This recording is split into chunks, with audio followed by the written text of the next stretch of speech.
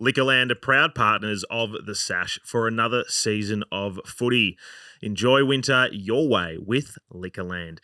How are you enjoying the start to winter, Ryan? So cold.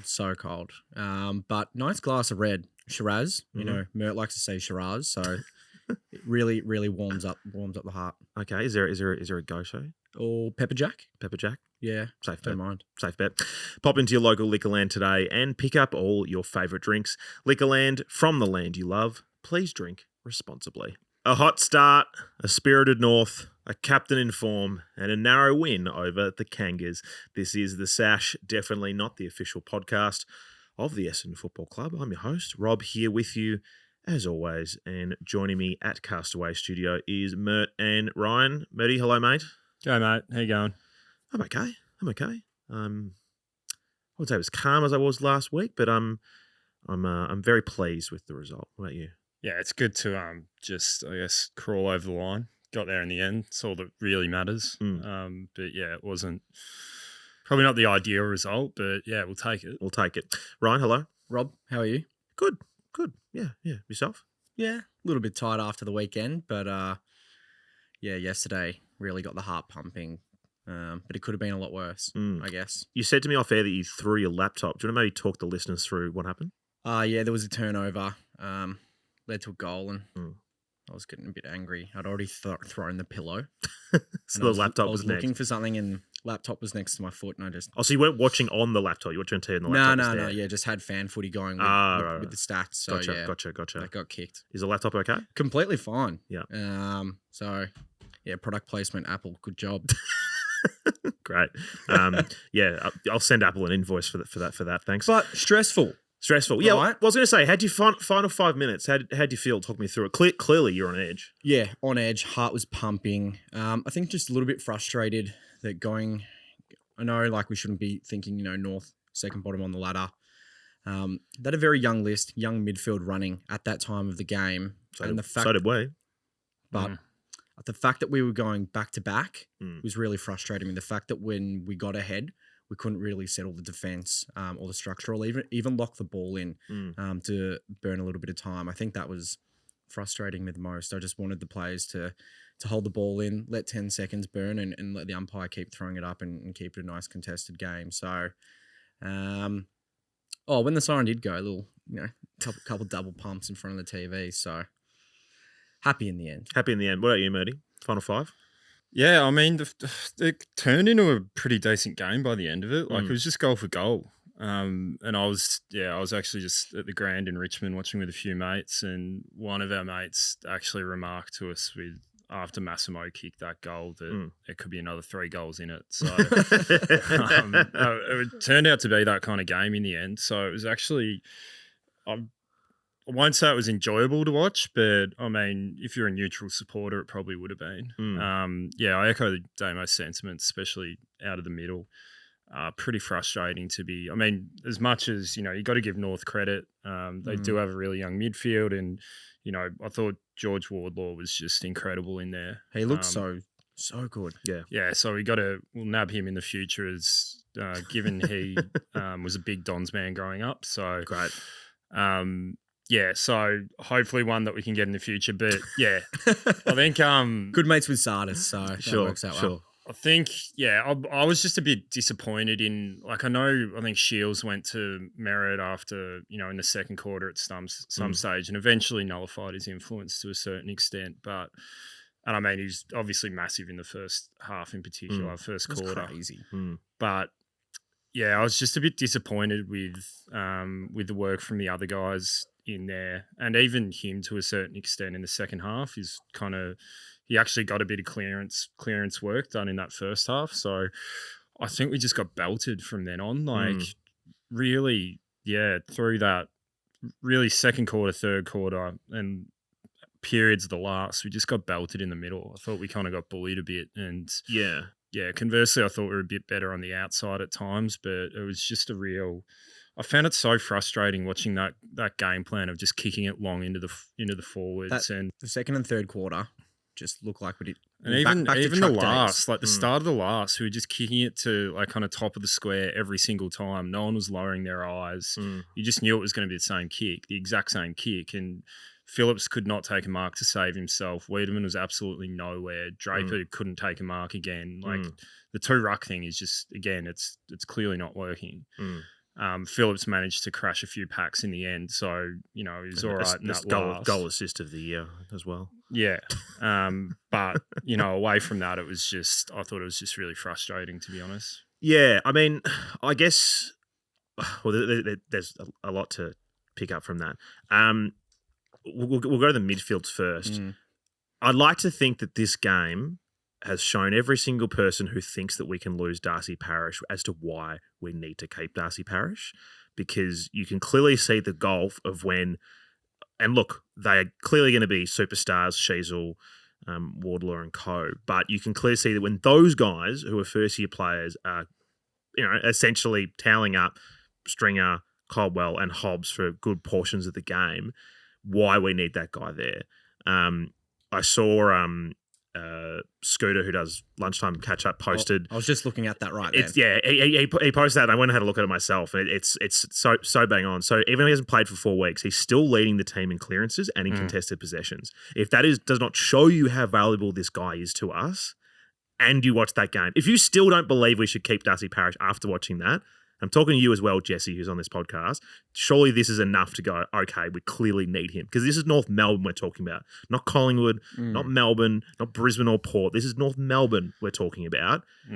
Clearly, we can see how valuable this guy is, and he simply must keep him. Yeah, simply. And it's shattering he won't be playing this weekend. I'm worried. Yeah, so am I. But, yeah, that's a huge stat. He's missed 4... It's crazy, and he's so vital to our team, and we were really lacking there after the second quarter.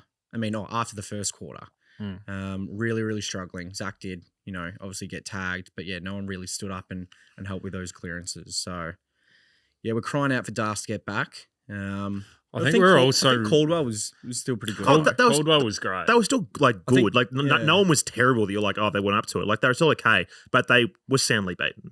Yeah. They were soundly beaten by Phillips, Wardlaw and Shiel, who are as young, if not younger than the group of them. Oh, definitely. And yeah, it just clearly shows how vital he is, and also Will Setterfield as well, who can play that more negating role. I was going to say, I think we're really missing Setterfield that too. Size, yeah. Just the size, like the blocking, and even just getting that like real inside ball to kind of help out with. Like I know Caldwell does that, obviously, Hobbsy too, but I feel like at this stage they don't have the frames to, necessarily kind of throw their weight around as much. They do, but they don't. They do throw their weight around, but I don't think they have the same impact as someone like a Setterfield. Yeah, but I feel like that can be a slight cop-out, though. Wardlaw's in his third game.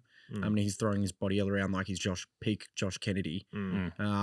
Caleb's wrong. Great contested ball winner. He's tiny frame. Yeah. Lockie Neal, tiny frame. Same thing, yeah. So I think with the opposition that we were playing this weekend against North Melbourne, I think it's a cop out. So I definitely think those more experienced guys probably should have stepped up a little bit more. But we still walked away with the 4 points. So I don't want to be don't want to sound too dark here because I could have been a whole lot darker. Yeah.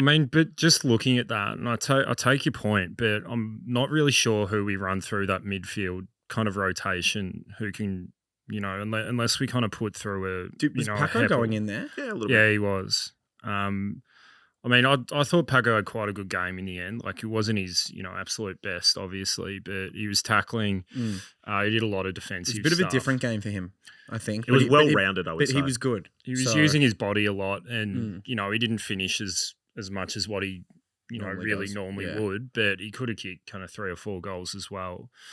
But then, when we've got guys like Caldwell getting significant, and he ends up with 27 disposals, so he's had a lot of it. Hobbsy had a lot of midfield time, I thought. Like, just looking down that list, there's not that many guys, I think, who could really run through there. I think it's just kind of the reality of our injury situation as well. Just a little bit shallow. I think Shiel, he was running... Shiel really hurts us, I reckon. He was running a bit quiet over the weekend, and whether he was a tactical sub or it was already pre-planned, it was probably the right decision at the time. He's just not fit, and I think the coaches knew that, and they were willing to just run the gauntlet with him. And I think, some players, and they did this with Paco at the start of the year, and it was always the right call with him because it's better to play him in the side, at that stage, play him in round 2 or round 3 or whenever it was with a view to getting him fit for Anzac Day. I think that's what the idea was with Shiel, but he's clearly way off fit as well. And he's out of touch. He was seriously out of touch too. So he didn't look like fast. He looked injured. He looked injured. He looked slow. He looked injured. Yeah. Hopefully he's all right though, because it would be great to have his pace in this Sunday. Yeah, someone Discord said that apparently he's going to miss. I'm not sure if that is correct or not, if it's been reported since we've started the pod, but I don't know how we can play him again off the back of that. Like he plays 2 and a bit quarters, and he just looks too sore to move. Like he doesn't look like the same kind of player at all. Yeah. So I mean, look, the club were like, oh no, it was all planned, it was all good, but I'm doubting that. He could have just been having an off day, to be honest. You never know. Yeah. But I mean, I don't know. We don't have the facts. I feel like an off day for Dylan Shiel is he still gets a lot of it. He just shanks the ball. I feel like that's Dylan Shiel's off day. Whereas this was Dylan Shiel looked like he's had body was cool. He's had COVID all week and he can't get near it. He just didn't look fit. A question I do have for you guys for the game as a whole. Do you think this is a game where North played better than their ladder position suggests, or we played less than our ladder position suggests, or is it just a little bit of both? I think they just got rid of Clarko and now they're actually a good side. I've heard a bit of radio today and a few people were saying that they should sign Rats long term. Yeah, maybe he's just not that good of a coach. This is he what doesn't happens to actually Ratton. know how to rebuild. Yeah. Brett Ratton coaches 2 good games in a year and then he gets a 5-year contract and then gets sacked after 1 year. So maybe North will learn. But they would I think they were awesome. I think they played really well. They were awesome. They took their opportunities when they were after going quarter forward. time. Yeah, They took their opportunities going forward. Their clearance work was pretty good. I think our forward entries definitely helped into their hands. So after quarter time, I don't think we were that bad, but that was the reason we couldn't execute is because our forward 50 entries. So we made Ben Mackay look like an absolute superstar. Yeah, he's going to be he's almost made the mid-year All-Australian team after that game. Just after that one game. Yeah, I'm not sure. I'm not sure if you guys listened to it, but I spoke to Ross from North Talk on Thursday for the premium show. And I said to him, and I was like, I'll be honest, Ross, I don't watch a lot of North. I haven't seen a lot of Harry Mackay. Is he that good? Because there's some people saying, oh, we got to get him. I'm like, is he that good? And Ross was like, no. He's been shit out. And he said to me, he's like, and I wasn't sure if that was a bit of like, I'll say his shit, but we want to keep him. But he was like, look, if he goes, I'll be disappointed because we put time into him. But I'm not like, nah.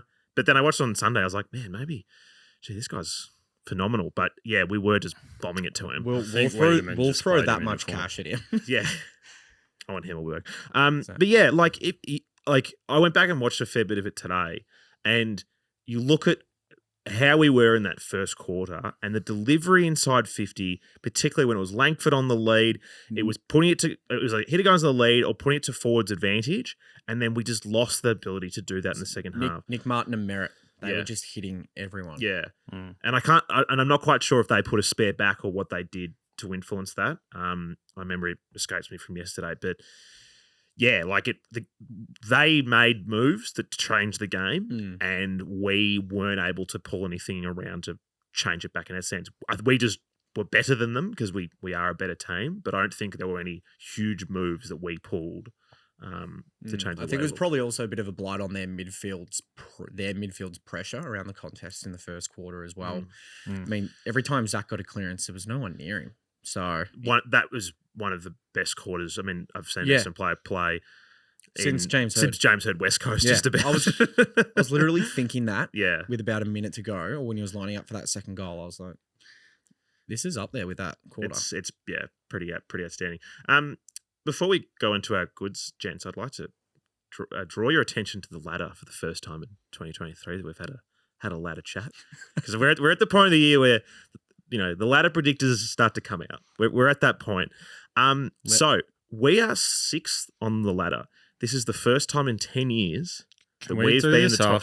After this week. After this week, Please. Well, I hate this chat before we play Carlton. I know, but I just want to point it out that we are the first time we've been in the top 6 in the second half of the season for 10 years, which is crazy to think of considering where we were this time last year with 2 wins. I will say that we won 7 games last year and we've Yep. won 7 games now this Yeah, year, yeah. halfway through. Yeah, crazy. But yeah, there's nothing's ever been surer than us losing to Carlton purely after what I've just said. But yeah, nice to see. It's nice to see. It is nice to see, Mm. but we aren't here for the mid-year ladder, Rob. No, we're not here for the mid-year ladder. Goods, plenty of goods to pick out. Plenty of players who are really, really strong. Jordan Ridley. Yeah, you can start. Talk us through.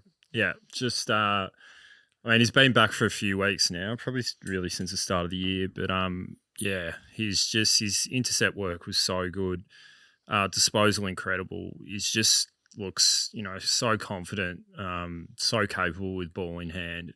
Rarely misses a target, and just so smooth, just incredible. Yeah, and he's yeah, it's rare when you start hearing people on Fox talk about Essendon players in the All-Australian, but there was a few guys being like, "Oh, Jordan Ridley should be in the conversation." I was like, "Oh, He's having a good year. He's been awesome. He's been awesome." Yeah, I would love to have played that Port Adelaide game again with Jordan Ridley not getting taken out, and then we would have won the week Simple after. as that. Like Langford. It's not Langford. Sorry, Ridley and Laverty. Just they are our defence. They are just so integral to it. And obviously, there's a lot of guys who have to play roles, but those two in particular, that is our back six. Those two guys is setting everything up. On that, I was thinking about this yesterday. I just want a big shout out to Truck. A big thank you for finding Jaden Laverty's best position. Yeah, because if it wasn't for him, he'd probably. It's a good point. Someone had to find if he was still in that forward line or trying to cement his spot in that forward line, he may not even be on the goals. list right now. It could have been Blake Carousel or Gene Siracusa. We don't know. Oh, thank you guys. Thanks, guys. That's true. We'll thank Truck for that. Ridge is incredible. Intercept work was phenomenal. So composed with ball in hand. Just does everything, and he's still 24 years old, 23, 24. Yeah, so much to go. I want to give Kyle Langford a shout out. He's having the best year. Kyle Lloydford. It's so hard to make the forward line in the All-Australian squad because they just jam midfielders into it. But he is having some year forward and most of it's been forward, but the few games he's played back, he's literally done everything. And he's leading our goal kicking. He's been so crucial. He's kicked as many goals as Bailey Fritsch. Isn't that crazy? How good's that? Kyle Langford has kicked as many goals as Bailey Fritsch. And it's potentially going to get better when Peter comes back in because then his direct opponent is pretty the third. Yeah. Yeah. How good would that be? And you know what? Kyle missed 2 easy marks. Yeah. He did. Could have ended up with one or 2 more. Could have had 6. Yeah, loving Kyle's work. I'm actually not liking this segment. It's freaking me out that we're jinxing all the players for next week. By saying positive things about it. No, let's go to negatives. We'll get to the bad. He dropped a couple marks there, Rob. Let's just focus on those. Yeah, let's focus on the negatives. We only won by 6. If you go by some of the comments on social media, Essendon lost by 30 points, judging by some of the Essendon supporters' reactions. But anyway. Nick Martin. He's a god. Holy shit, he's so good at football. He's a god. I don't know how this happened. I don't. And this is how did crazy. it happen to us? Yeah. How did no one find this kid? What was he doing? Actually, I know what he was doing. He was playing PGA golf on his PlayStation. But great game. The Rory McIlroy one? Oh, I didn't ask him which version he was playing, but he did say it was his favourite game. Great game. It's just an amazing story, and yeah, it happened to us. We've seen other clubs happen to them, but it happened to us this time. And there was an article about him today in the paper that he's statistically just about the best winger in the comp at the moment. There's too many articles. Hopefully he's not reading it. I don't like this. It's not good. Yeah, there were 2 or 3 articles on this now. When Jay Clark's writing positive Essendon pieces, we're doomed. Something bad's about to happen. Can someone write a hit piece on the club? I need more negativity coming into this club. We need the players hearing negativity. But we need Hurdy to come out and write an article on Carlton having the new Fab Four. Yeah, that's like he did last time. Yeah. That'd be fantastic. That'd be it, yeah. But, he's kicking inside 50. highlight. He's finishing What about that around goal. That kick in the Highlight. last coming out of the pack, and just he So manoeuvred out of the pack He and dobbed then 3 players out of a contest and then 50 right foot metre up kick. the wing. Yeah. Oh, mate, that is... We don't Special. deserve him. He's going to look great in his West Coast jumper. Yeah. We'll look great with our 10 first round picks that we get for him. No, well, hey, doesn't go West Coast for free. I remember that. We didn't as a kid. What I do want to ask, do you see a future, and look, it could be a long time from now, but do you see a future where Nick Martin is at a centre bounce? No. Not you don't think it'll ever happen? Oh, it might happen. Yeah. I see it. Yeah. I see other future where I see him holding up a premiership cup. Yeah. As captain. Of West Coast. Yeah, I just don't think. I think given the players, and obviously I've had this chat with our mates as well, but I think his best attributes are used On the outside and forward of the ball, and I don't see any reason why we'd have to put him in there, given the other players that we have kind of surrounding him. Of course. And coming through the system as well. I think that's another highlight because Tsatas is obviously a big ball winner. Hobbs. And I think is starting to look pretty comfortable in the middle. Caldwell as well. Yep. We've got Parish who's still quite young, 26 or so. Yeah. So I think as far as his kind of best attributes go, like there's no reason why he can't use his agility and that kind of inside outside coming from a wing. I don't think, and he just plays them. Wings it's a tough position to play. It is. It's a really tough position to play. Making it look easy. Yeah. It is. Yeah. Yeah. Like ask Coxie how tough it was last year. So, he's doing it really well, doing it really easy, and I think. On top of that, he actually kicks goals too. Yeah. Like he's been a bit quieter on that front. I think he's last. But even bit, that last goal that Langford kicked, that was from a play on. Yeah. From a free kick that Nick got. So he could have been lining up for a third. Yeah, I think he had a couple of games early where he was just a little bit wayward in front of goals. But he always seems to have a shot or two. Whether it's he gets on the end of a mark and marks it, or he just picks it up, gets the hands from someone and just has a crack at it. Yeah. Yeah, it's definitely a good part of his game. So. Yeah, well, he had like 7 scoring shots in his first ever game. So he's played 33 games. It's all right. Can we get some insane. Negativity about him? Oh, no, about negativity about him. Yeah, he's shit at PGA golf, mate. He's terrible at it.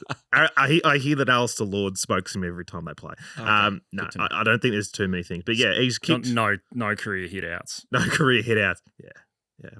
Poor. Come on, Nick. He's amazing. Can we talk about the captain as well? I mean, we've talked him up a lot in the last couple of weeks, but pretty good. It's just like look. So coaches' votes, him and Ridley got 9 each. Mackay got 6, Martin 3, and then Will Phillips got 3. But that's basically 3 best on grounds in a row for Zach Merrett. Where's he? Is he top 5 on that coach's votes? I think he's 4th. He's around about that. Yeah, I think he's 4th potentially or 3rd. Could have been up for a Brownlow. He's put together a really. He is 4th. Got rubbed out, didn't he? Yeah. Yes. Butters 63, Dacos 63, Petrarca 61, Merrett 52. He's putting a really good year together, and potentially, he's taking an extra load without Parish there. But definitely, I definitely see it if Parish comes in. Zach's been rolling off this form. So his game's only going to get easier for him. Oh, exactly. Well, that's it. You think he's going to get better, and he has stepped up in the absence of the senior guys around him, and he's leading those young guys who, whilst talented, obviously can't do the things that the experienced guys have. But it's remarkable to see him playing the way he is, and it was great to see him actually get forward as well. Yeah. Obviously 2 goals in that first quarter, just an absolutely mammoth first quarter, in particular first half. But yeah, it's probably the one knock on his game that he doesn't get forward enough. He doesn't actually kick those goals. So I think, if he can just add that, and he's kicked a few goals this year, not heaps, but if he can add that element to his game, then, he'll really be unstoppable. But the other part of it that I love and that I'm loving this year is his tackling, his defensive work. Yep. He's had another 6 tackles on the weekend. So to be consistently getting 30 plus and having tackling numbers like that is just it's unbelievable. Yeah, it's huge. Definitely two holding the balls out of those 6, maybe even a third one. Well, one was led to the goal. One was a goal, and then another one was the Hugh Greenwood one in the back line. That's right. That's right. Yep. So, yeah. No, really good from Zachy. Massive game from the skip. We'll get into the bads and the concerns, unless you guys have any more goods you want to shout out. Paco also laid 6 tackles. Yeah, Paco was great. That's huge. Yeah, very well-rounded game for him. And Carl Langford, actually, no, he didn't. No. Don't worry about it. Never mind. So, this is a concern of mine. But, look, we've had 3 wins in a row, but 3 games in a row we've had big key forwards from opposition teams play pretty well against us. And I know in some circumstances these teams run a very much like West Coast, it's Oscar Allen or nothing. So they're going to go to him every single time. But like... Are you talking about Zohar or Larky for this? Larky, Okay. and even Coleman Jones to an extent. Yeah, but yeah. I and looking, who we're playing this weekend, and don't get me wrong, I love what BZT is doing, but I really felt that he got found out a bit on the weekend. And look, Oscar Allen was all over him. Yeah. But there were just a few times where he went up for balls when he didn't need to. He got beaten to the ball. He got out positions. Let out the back. Let out the back a couple of times. And there was just a few just kind of silly errors. And there are times when a big P forward might just beat you because they're a good player or they get good service. But there are a couple of them just like, he just looked off. He was back to old BZT at times. And now it's a big concern because this week we play Carlton. Harry Mackay is a huge unit, reminiscent of the Tom Hawkins game this year. And is he going to push him around? I know he's not kicking accurately this year, but the other night, you give him as many opportunities as they did the other night, like 6 or 7. Can't miss forever.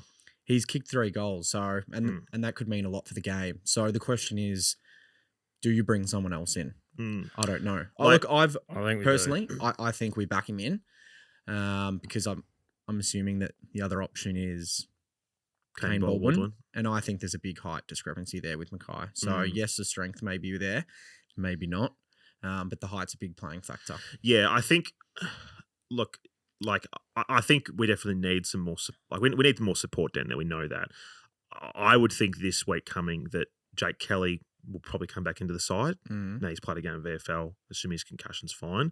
And I think the idea would be that you want to try and free up someone to be that third man up, because I do wonder, is Ridley going to go to Curnow? Because I don't know if...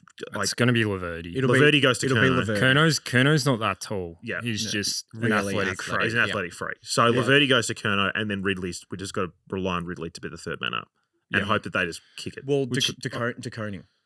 Well, he's going to play in the ruck, though. Yeah, but then Silvani's out. Because Silvani. Yeah. And Pittenet's not playing. And he's out, yeah. Yeah, I don't mind it, but I guess part of it also depends on what we do with Peter. But Poiter. 7-seater. Clear the arc. Everyone get out of his way. That's it.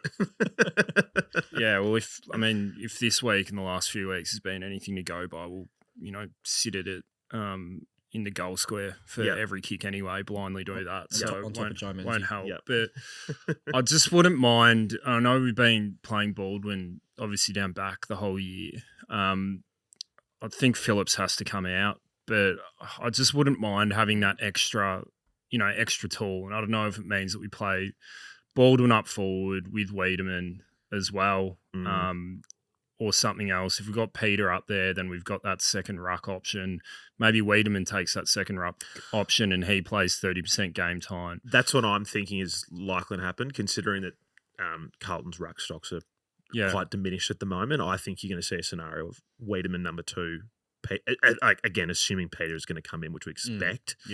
A Peter to come in and then Flip to come out. I think that's right. Yeah. But you just do have that issue of just going too tall and slow. And yes, while Carlton's small forwards have been pretty poor, if you're suddenly running Baldwin, BZT, Ridley, Laverty, Kelly in a backline, what are you going to do? Then all of a sudden, he's a Motlop, have 11 between them. Yeah, exactly. So it is just a fine balance. But anyway, back to where I started. I have just been concerned with the way that big forwards have just really been all over us. I think it's a massive concern, to be honest. But yeah, I think realistically, probably end of the day, you've just got to back BZT in his, dropped off his incredible form from the start of the year. But, reality is there's probably, more than half the blokes running out there are just dying for that mid-year break now. Yeah. Very sore boys and just looking forward to that. So, and he's still young. He's probably got a few more pre-seasons in him where he's got time to bulk up as well. Yeah, I'm not build right. up that strength. But at the moment, the last few weeks have been concerning, but noting, there have been some. Yeah, I'm not some large forwards. I'm not writing him off by any stretch. But it's just a concern when you see you really need Reid to come through. The big guys doing it, and if touch wood, we do play a game of football in September, and ideally more than one. That's just the reality of who you're going to be up against. Like, unless we play Collingwood, who don't have that, that's not their dynamic. Like, you look at all the other teams who are there; they've all got a twin tower set up essentially, and you just can't. In a final scenario, you can't just be giving up 3 or 4 goals to a key forward. That wins you a match. Yeah. Like, we can't get away with that in those games. So, it is a worry of mine. Mert, anything that you want to pick out that is a concern, a bad, or this is more. It's more of a broad kind of discussion point and a bit of a broad tip, I guess, is that I'm just starting to question some of our selection choices. Okay. I look at the treatment of, let's say, a Nick Bryan. Came in for his first game, obviously, last week, and he's been really knocking the door down in the VFL. His form's been absolutely exceptional. Comes in, bit of a tough ass after travel interstate last week. Didn't play very well, but straight out as, 19, 20-year-old kid. Phillips comes in, so, it's not like it's a positional change or anything like that. He's basically playing the exact same role. Phillips hasn't demanded this position at all this year. He hasn't played well since the Melbourne game. He's been notching. He had, I think, 4 games in a row where he didn't take a mark. Yep. He's then notched one mark in each game since then, and then I think he took 2 marks yesterday, all up. To me, that doesn't justify dropping this 19-year-old kid. Same goes for Kane Baldwin. Kane Baldwin dropped 2 weeks ago after playing Richmond when he played really well. Didn't have a great time the week before when we played Brisbane. Obviously conceding probably 3 or 4 inches to Joe Danaher. I think Zerk Thatcher as well was on him at times. In any case, dropped after those 2 games again. Laverty comes back in. Laverty had an absolute stinker when he came back, was clearly rusty. I just wonder and question why, and I know, historically, when he's been at North, Scott has tended to favour those senior players and those older heads and wiser heads over the younger guys. But I would just like to see the same level of rationale applied evenly across the board and to the same players, because you can't tell me that same, those same standards have been applied to Nick Bryan and to Baldwin and to, other guys as to what they have with, Phillips or even Tipper to a certain extent and some of the more senior guys. Yeah, I guess what I would counter that with is saying that I think there are just some, there is a hierarchy in some positions. Whilst I think it is unjust, and I agree with you in that, at this point, and I said this when I did the pod last Thursday, at this point, Andrew Phillips is better output is way better than what Nick Bryan has done so far at AFL level. I think. Yeah, but Nick Bryan's had 3 games. Like, you can't bring him in for 1 game and then drop him, and then bring Phillips in for 6 games, and Phillips do basically nothing in those 6 games. And don't get me wrong, I've been his biggest fan and biggest supporter when he's playing good footy, and always supportive of bringing him back in, because I think he does a lot in terms of his follow-up work around the ground after ruck contests. And he has had the one or 2 off games that have been great, but his output has just not been anywhere near good enough. And I don't think it does. Like, reality is we're going to need to try and hold on to Nick Bryan. And this is the stuff that loses you those young players. And we've done it in the past. Our inability to develop young players over the past 15 years has led to us being absolutely nowhere for 15 years. Yeah. So playing a guy who's, 32, 33 and is not performing over a kid who's performing week in, week out in the VFL and is then not really given a proper run at it, it's not benefiting anyone. It's not. Yeah. Look, like we just said, then I think there's a very good scenario. I think it's a very likely scenario that both Nick Bryan and Andrew Phillips are playing VFL this weekend. Yeah, I don't know. I get what you're saying. It's a tough one. It's hard. I reckon it's really tough. Yeah, but and again, I don't know. I don't know what the conversation is with Nick going. This is what our expectation is for you this year. This is how many games we expect you to play. Unless injuries and stuff occur. I don't know what kind of conversations have. But this is the sort of thing. Like Andrew Phillips is in a position where he's been a year-on-year contract for 3 years now, essentially. He's going to, he said to me last week when I interviewed him that he wants to go around again. That's his plan. And he has to prove that he's up to it.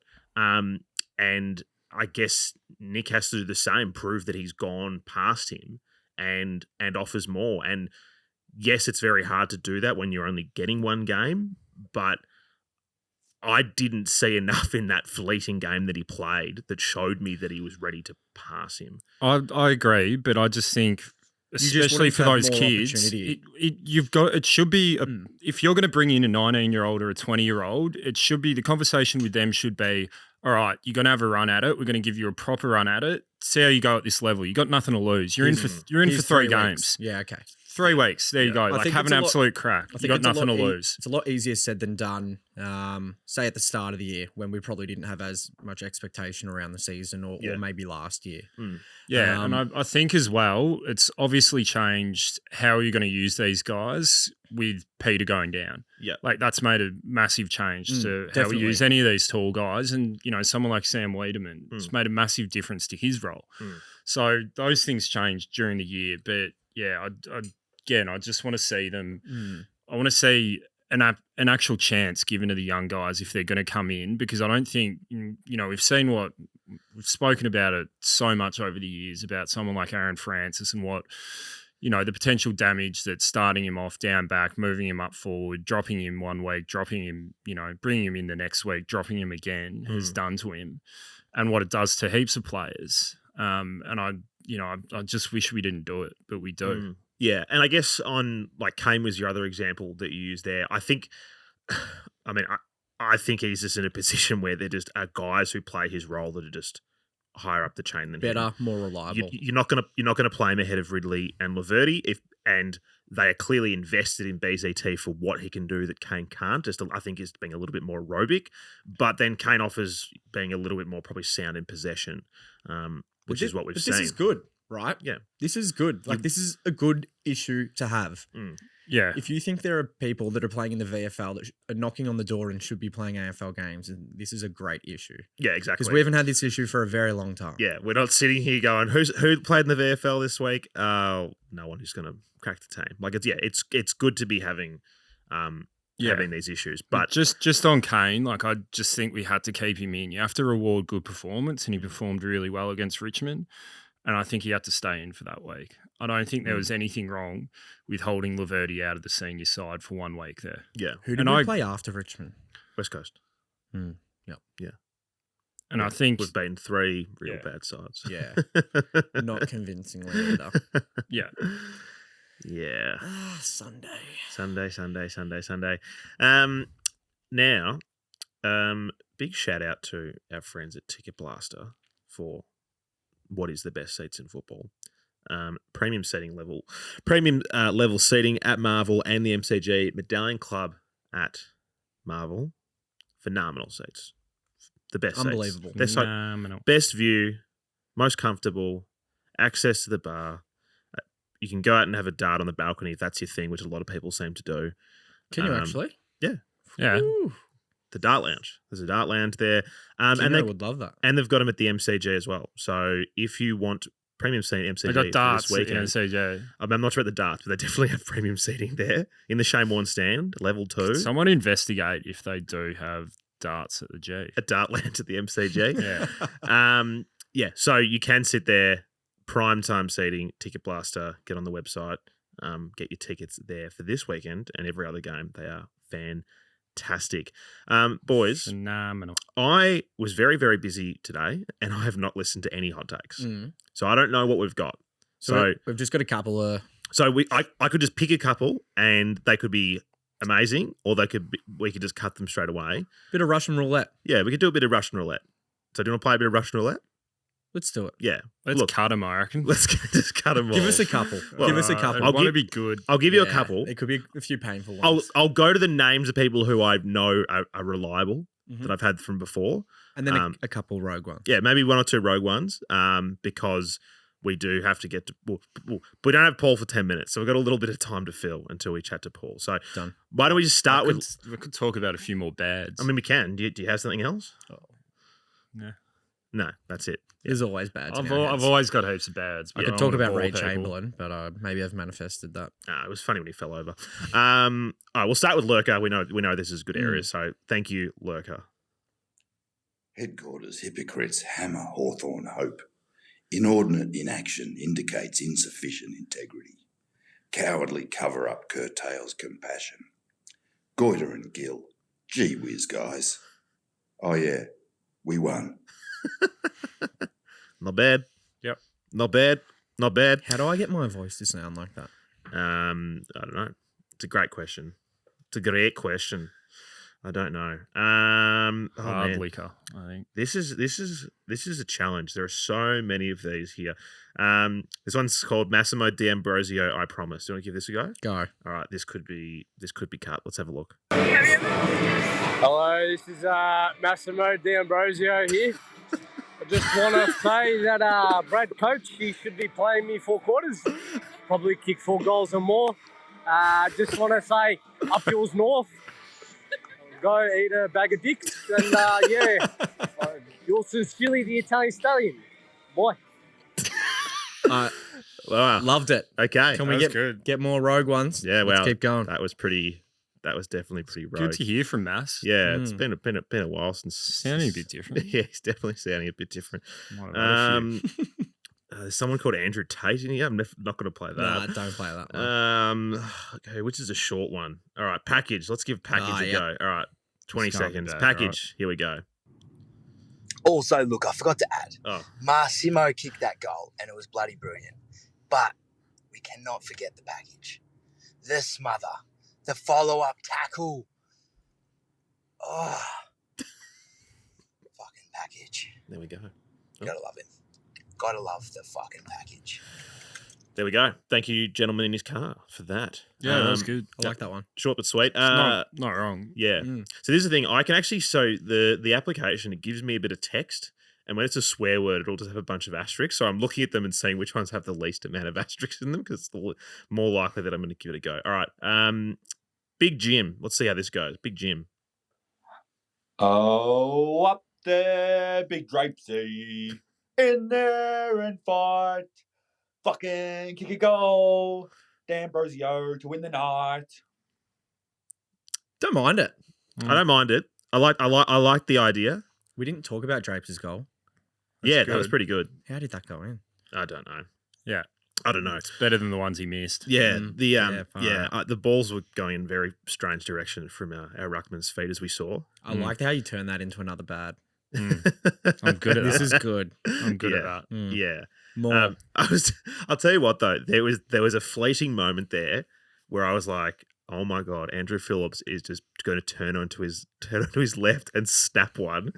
If he actually kicked that would have been one of the all-time goals from an Essendon ruckman. But yeah, up there with Paddy Ryder's snap from the boundary. Yeah, the biggest bender Brian's ever seen. Yeah, the biggest bender Brian's ever seen. All right, what else have we got here? Picard. Let's give this a go. What a massive mo for Massimo. Absolute rip snorter of a goal. My gosh, give the kid a 5-year contract tomorrow. Honestly. What a super sub. Takes me back to the day of Jason Winderlich. Absolute ripper. Garn the Dons. That was good. Love it. That was really good. Really thinking through his words. Yeah, I reckon that'll be enough for tonight. I reckon that'll be enough for tonight. There's plenty there. Thank you for everyone who sent them through. Apologies, I was caught up with other activities today, so I didn't have time to go through them all. Caroline Wilson's had a stinker. Lord. Yeah. Why? What's the most recent one? Or you're just touching on the Cripps comment? Yeah, the Cripps comment, the withdrawal, the apology to Sam Mitchell. It's funny to note that she gives out apologies to other people. Yeah, well, she never actually apologised to Essendon. In fact, she just backed herself in, despite running with James Hird having lost his job in 2014. Was proven wrong and didn't apologise. Yeah. Refused to apologise. Yeah. Wonder if we could try get one out of her. Yeah, I don't know. Well, look, when they do the All-Australian Dog of the Week awards. Dog of the Year, she'll be the captain. Oh, I mean, she has been. She's the Dog of the Century, and it is the Caroline Wilson Dog of the Century award. After it got renamed from the Michael Christian. It's Michael Christian Dog of the Week. Yeah. Yeah. Forgot about that, actually. Yeah. It's been a while. It's been a while since I've had one. Yeah. Have you got one? Yeah. Can we go? I guess that's it, isn't it? Or is that last week? Caroline Wilson was, yes, Dog of the Week this week. Yeah. Yeah. It should. I think we'll have to start it up again as a weekly segment. I think Ben Dixon probably was last week. Yeah. For the commentary of the West Coast game. To be honest, I think the Fox Footy boys get it most weeks these days. It might have to get renamed. Yeah. They have been off. The brown. I couldn't actually hear the commentary last night, but I heard secondhand that it was absolutely awful. Yeah, having gone back and watched a bit of it today, even though even just from a factual standpoint, consistently getting the players' names wrong. There's a lot of the call completely off. Yeah, well, Scott Draper and Ash McGrath, great Essendon players. Let's go to a break, gents. Just want to give a quick shout out to Liquorland. We love Liquorland, as we know. If you've listened to the last few episodes, gents, our little stingers in between we go to breaks. A lovely gentleman sent in some stingers from his band, which I've been playing, and I keep forgetting to shout them out. And then when I edit the podcast at home after recording, I'm like, oh, I forgot to shout them out. So thank you to the boys from the Slaughterhouse Surf Cult, who their stingers, their little. That is such a good name. That's the best name ever. Yeah, their little rock and roll stingers is what I'm playing in between breaks. So if you want to go listen to their full songs, look them up. I believe they're on Spotify and all the other places that you listen to music. So thank you to all the boys down at the Slaughterhouse Surf Cult. So let's go to a break and we'll come back with Paul because there's heaps to talk about in the VFL this week. Yeah. Heaps. This halftime break is brought to you by Liquorland. Enjoy winter your way with Liquorland, like the amazing Carlton Draft bottles available in singles, sixes, and slabs. Merty, I know you love a Carlton Draft, mate. I like them cold, I like them hard, and I like them long. There we go.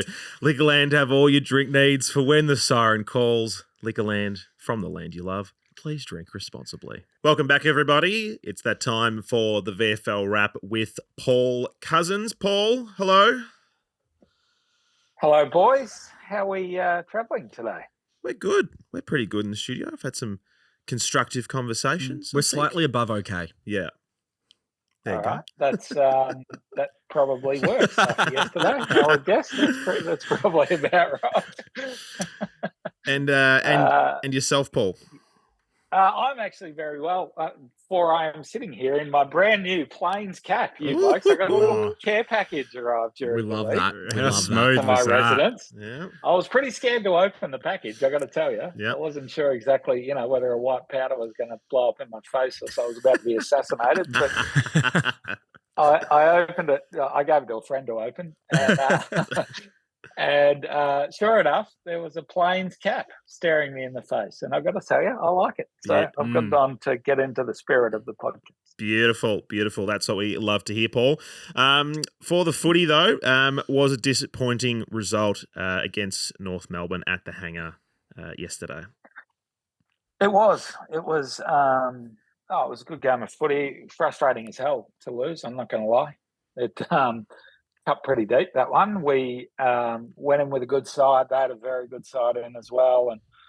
And that led to, a really good standard of footy out at the Hangar. And, we managed to sneak a good lead early with some really good sort of positive footy.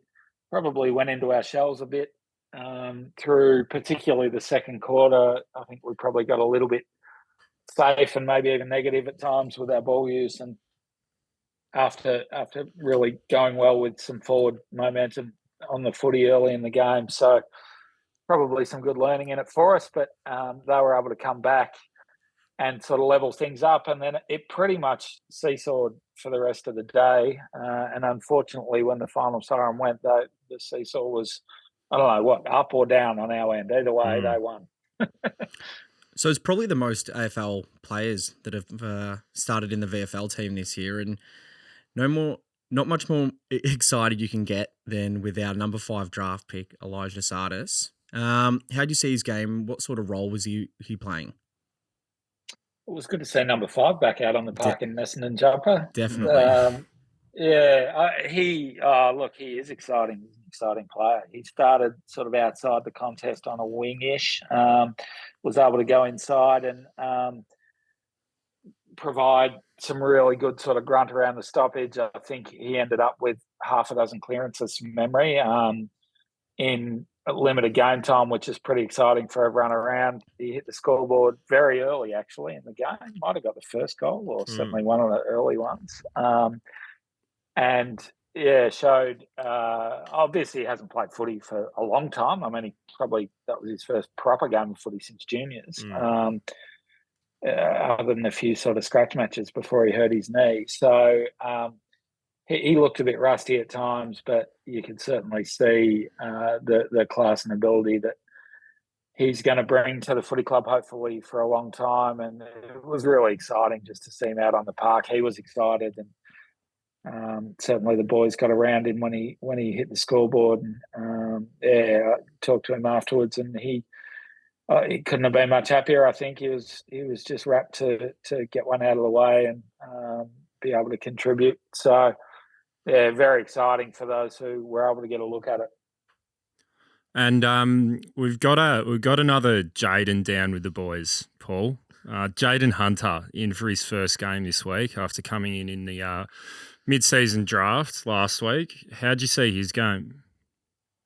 First of all, it cracks me up that, literally 3 days before or 2 days before or whatever, he found out he was an Essendon player, and then he's playing for us on the weekend. It must be just such a whirlwind for a kid from WA to sort of land at the hangar and 2 days later run out with the VFL team. But and probably that lent itself a little bit, I suspect, to he really struggled to sort of get involved early, and not necessarily through his own doing, but it was probably all a bit of a whirlwind. And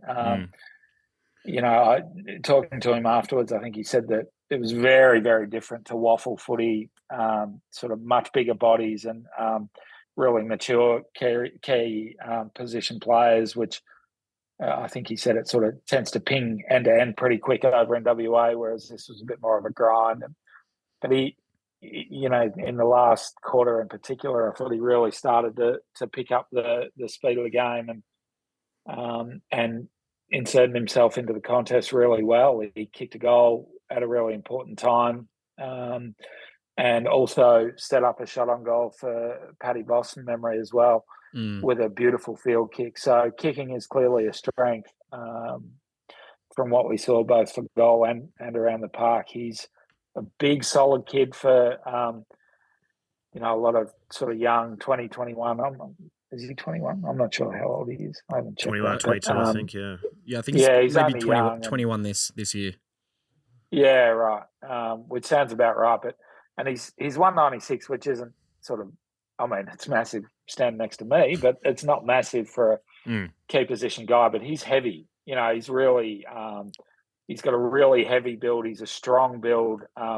He kicks the footy like nobody's business, like really gives it a whack. And he's a big, strong kid. So he showed some really good signs, I thought, in the last quarter. And after what was a ridiculous week for anyone, to come out and contribute really strongly in the last quarter of a VFL game, I think is a great sign for his future. Great to hear. Great to hear. Now, Jake Kelly's spent a fair bit of time out of the game with concussion injury. He returned to football this weekend in the VFL. How did he go, Paul? And did you have any discussions with him about how he's feeling? Yeah, you wouldn't have known he'd been out for a while, to be honest. He picked it straight up, and he ended up sort of mid-20s touches and clearly one of our better players. I actually didn't talk to him about it, about the concussion. More just sort of, a bit of encouragement and well done, Bull. But he really looked a bit of a cut above and played. Had some brilliant defensive moments one-on-one and was able to really launch some footy forward for us as well. And did pretty much exactly what he's been doing pretty consistently for the team at AFL level. So they'd be wrapped with how he went. And it's scary when a guy's out with concussion for a few weeks. It must be sort of scary to live with it as well. So just to see him back on the park and himself, was really positive. And again, he was clearly one of our better players in what was a really high quality game. I thought he stood out. Now, Tex Wanganeen, Paul, he's notched up 20 disposals and 2 goals. Speaking of people who stood out, he stood out. You played a fair bit of time in the midfield. Would you say this is his highlight game for the VFL so far? Yeah, it's the best game I've seen him play at either level, that's for sure. He was sensational. I thought he was head and shoulders above everyone on the park in the first half, and there were some good players on the park. Probably tapered off a little bit as the game went on, but he was sensational. I thought he was our best player. I thought it was his best game, and it's mega exciting to see that. So, we've talked a bit over the last few months probably about Tex and about how, without sort of talking firsthand to the coaches about it, I would expect they were probably looking to try to insert him in and just help him find some more footy because he's dynamite with ball in hand. So if he can get it, 15 or 20 times rather than 8 or 12 times, it's better for him and it's better for us. And we saw exactly that on the weekend. I said, I think he had 20-ish, as you said, and kicked a couple of goals. One of them was absolute genius. And, he was sensational. And as I said, it was very, very exciting to watch. How did he go just winning, contested ball during the game? Like we all sort of seen the skills that he has, but that's probably an area that, he probably needs to work on. How did he go doing that? Yeah, I mean, it's whether it is an area he needs to work on or not, I'm not totally sure, given he sort of plays that outside role, that's not to say contested footy isn't important. It really is. But he spent some time at the coalface, but he's never going to be a guy who he was opposed to at times in Ben Cunnington. That's not his go. His go is to release that footy, get outside and use it in a high quality, high class kind of way. And that's exactly what he did. From memory, he had a handful of clearances as well, and was able to find footy around the contest for sure. So that was strong. And he is, he does mix it up and insert himself at the contest without any worries at all. But yeah, he's real. I hate saying one wood. No one's best club in their bag, right, is a one wood. It's the worst saying ever. Footy, but he's absolute. I can't hit a one wood. But he's where his talents lie, getting outside the contest and, using the footy and hitting the scoreboard. And we saw that in abundance on the weekend. He was fantastic. Great. Love to hear. And Anthony McDonald-Tipungwuti came back to the VFL after a few quiet games at AFL level. How'd you see his day and, what was he doing? I actually thought he was really good. While he played at the contest, he played in the midfield. Ran the game out, ran 4 quarters in the midfield mix, pushed forward at times and rotated forward at times as well. But he spent a lot of time on ball, clocked up a lot of Ks and really showed his quality around the footy at times as well.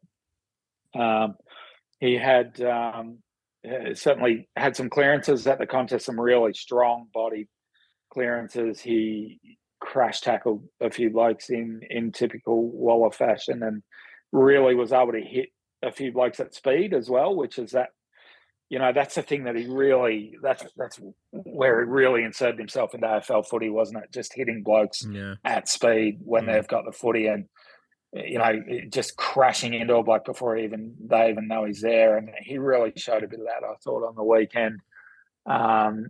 He hit the scoreboard as well. I think he kicked 2. Yep. And sort of had a reasonable amount of footy, but was quality with what he did have. Thought he had a really good day, Waller. So it was a really positive step for him. Love to hear that. Essendon VFL will be playing Carlton 2:05 p.m. at Icon Park this Sunday. Perfect curtain raiser before heading down to the G. So hopefully we see plenty of Essendon fans making the trip to Princess Park. Yeah, absolutely. It's a long weekend. Sunday lunchtime into Sunday or afternoon into Sunday evening at the G against, how will I politely put it, the arch rival in Carlton in both games. Be fantastic to see a couple of wins and to see a whole heap of red and black at both. I thought we had a really good crowd on the weekend, actually, out of the hangar. That's the most I've seen there for a VFL game. So it was terrific to see so many come out with a bit more of a friendly time slot than we've had during the year. And, without with a bit more of a comfortable crossover. So we get that again on the weekend. It'll be fantastic to see a whole heap of Bomber fans out in enemy territory out at Icon. And a few ciders on you, I think, Paul. Yeah, apparently, yeah. Well, they were part of the care package, you blokes. So maybe I'll. Do you think we can slip half a dozen into Icon? Maybe I'll let you guys do that. I reckon there's one way to find out, Paul. Yeah. I better not. I mean, that probably doesn't go with my duties. But yeah, for sure. Just see how you go. Hey, any Carlton people listening, I definitely didn't say that. I'd be shocked if there were Carlton people listening to this. Yeah. I agree. They wouldn't have got this far in if they did. I could imagine it'd be pretty nauseating for them. Paul, brilliant. By this far in, you mean 1 year into your 6-year reign or whatever it's been. One episode into your 6-year reign. Yeah, exactly. Yeah. Paul, brilliant as always, and we will chat to you next week. Fingers crossed for a good result. No worries, boys. Let's hope so, and look forward to chatting next week. Thanks, Paul. Good man, Paul. Thanks, guys. There we go, boys. Paul, brilliant as always. Brilliant as really always. Exciting to hear Tipper playing well. Fair few Ks.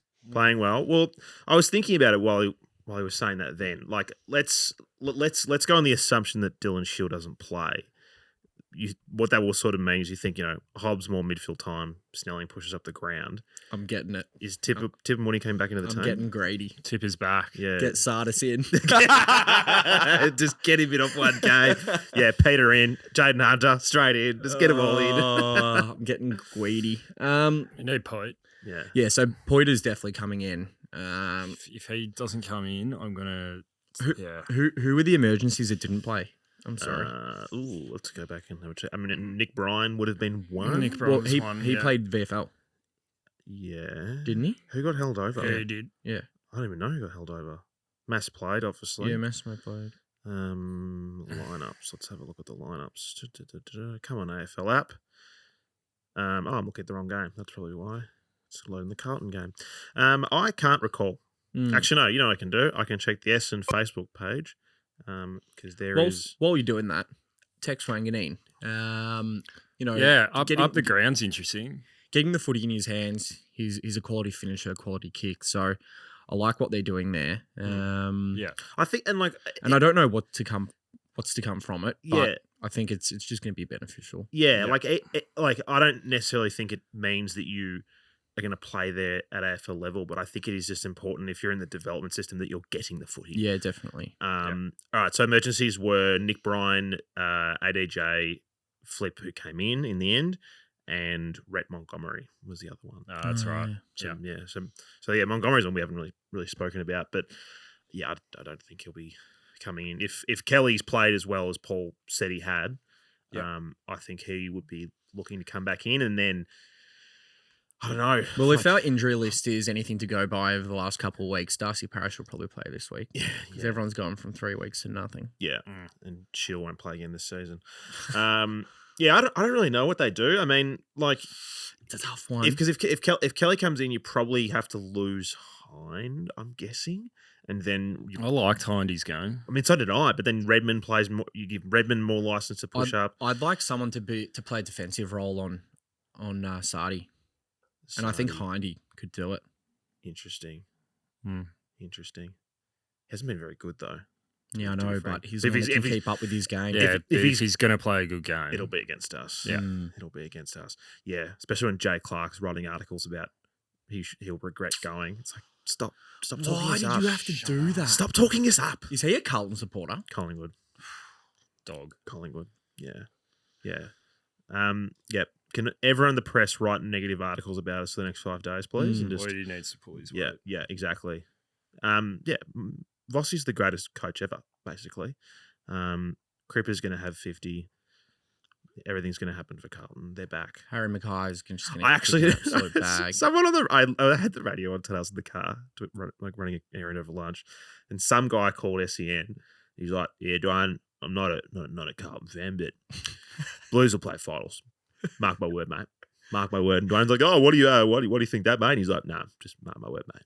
Blues are playing finals." I love he starts with, I'm not a Carlton supporter. The Blues are playing finals.